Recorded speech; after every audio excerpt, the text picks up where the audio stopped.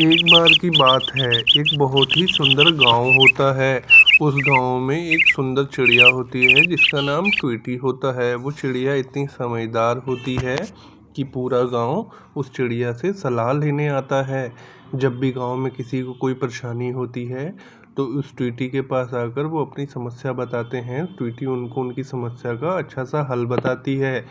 एक दिन जो गांव का मुखिया होता है नंदलाल, वो ट्वीटी के पास आता है और ट्वीटी से कहता है, ट्वीटी मेरे को मेरी समस्या का समाधान बताओ। ट्वीटी कहती है, क्या समस्या है? नंदलाल कहता है, मेरा काम अच्छे से नहीं चल रहा, मैं क्या करूं? तो ट्वीटी बताती है कि अपने बैठने की जगह बदल दो। तुम्हारी जगह बदलते ही तुम्हारा काम अच्छे से चलने लगेगा। तुम्हारी बैठने की जगह ठीक नहीं है। ये सुनकर नंदलाल खुश होकर वहाँ से चला जाता है। पूरा गांव जानता है कि ट्वीटी जो समाधान बताती है उससे काम हो जाते हैं। थोड़ी देर बाद एक पति पत्नी ट्वीटी के पास आते हैं और ट्वीटी से कहते हैं कि ट्वीटी, हमारे बीच में कुछ ठीक नहीं चल रहा, हमारे बीच में अक्सर लड़ाई झगड़ा हो जाता है। हमें क्या करना चाहिए जिससे कि हमारे बीच में पहले जैसा प्यार हो जाए?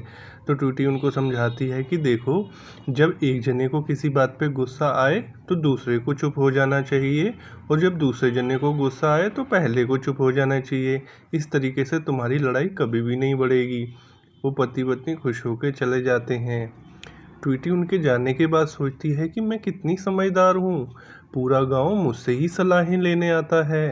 इस गांव में कोई भी ऐसा समझदार नहीं है जो मेरे जैसी अच्छी सलाह दे सके। ट्वीटी के मन में थोड़ा सा अभिमान आ जाता है। वो सोचती है, मैं तो भगवान हूँ, जैसे भगवान सारे काम कर सकते हैं वैसे मैं ही सबके हल निकाल सकती हूँ, सारी समस्याओं का समाधान मेरे पास ही है।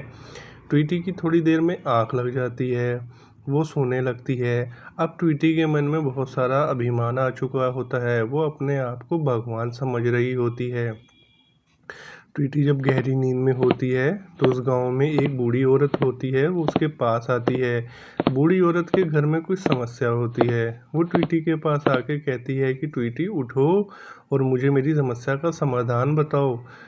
जैसी ही ट्वीटी उठती है, ट्वीटी को बड़ा गुस्सा आ जाता है। उसके मन में अभिमान पहले से ही भरा हुआ होता है। वो कहती है कि तुम्हारी हिम्मत कैसे हुई मुझे उठाने की? मैं नींद में सो रही थी तो क्या तुम मेरा इंतज़ार नहीं कर सकती थी? तो वो बूढ़ी औरत समझाती है कि मेरे पोता पोती स्कूल से आने वाले हैं, मुझे जल्दी जाना था इसलिए मैंने तुम्हें उठाया। लेकिन ट्वीटी नहीं समझती है। ट्वीटी गुस्से में कहती है कि तुम यहाँ से चली जाओ, तुमने मुझे उठाने की हिम्मत कैसे करी? मैं तुम्हें तुम्हारी समस्या का कोई भी समाधान नहीं बताऊंगी, उल्टा अगर तुम नहीं गई तो मैं तुम्हें अभिशाप दे दूंगी, जाओ यहाँ से। वो औरत बेचारी दुखी होकर वहाँ से रोते रोते चली जाती है। जब वो बूढ़ी औरत रोते रोते जा रही होती है तो ट्वीटी को उसको देख के अच्छा नहीं लगता। ट्वीटी कहती है कि ये क्या कर दिया मैंने, ये मेरे अंदर इतना सारा अभिमान कैसे आ गया? मैंने उस बेचारी बूढ़ी औरत को रुला के भेज दिया। ट्वीटी का मन पूरी तरीके से खेद से भर जाता है और वो बड़ी ही परेशान होने लगती है। वो पूरे गांव में उस औरत को ढूंढती है पर वो औरत उसे नहीं मिलती।